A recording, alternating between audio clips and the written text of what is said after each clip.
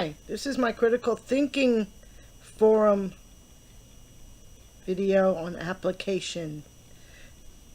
And we're supposed to talk about how we're applying Paul's critical thinking to our capstone project. And clearly, that's an important phase of what we're doing. And I am applying or attempting to apply all that I can to such an elusive and open-ended topic as punk pedagogy.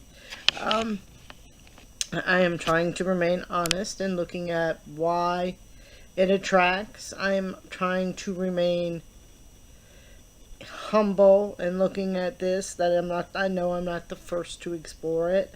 I am trying to look at it analytically and be as precise as possible, which is very hard with a slippery idea like punk pedagogy, which has, and I quote, or I paraphrase from, I believe it's Gareth Smith, something along the lines of, punk pedagogy is free for anyone to do, and anyone can make their own. So there's an element of that.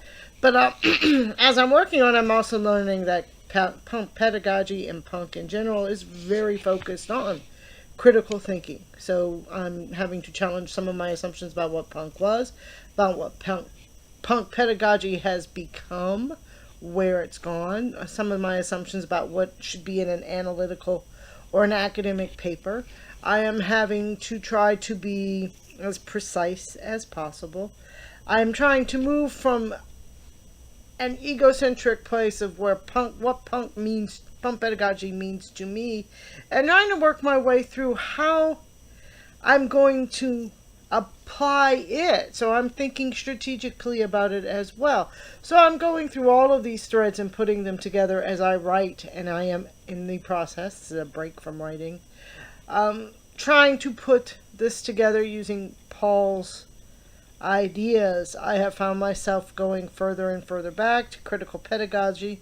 I didn't think I'd ever mention Paulo Freire, but here he is in my paper, along with the Sex Pistols, and probably throwing in some Black Flag and so forth. So I'm trying to pull in as many threads and as many parts of critical thinking as I can into this, while not being so rigid as to be non-punk. It's an interesting path to thread. That's a mixed metaphor. It's an interesting needle to thread.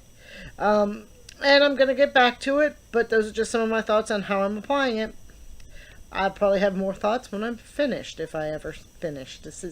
I warn you now, this has potential to grow forever. That's lifelong learning, though. Good luck with everybody's drafts.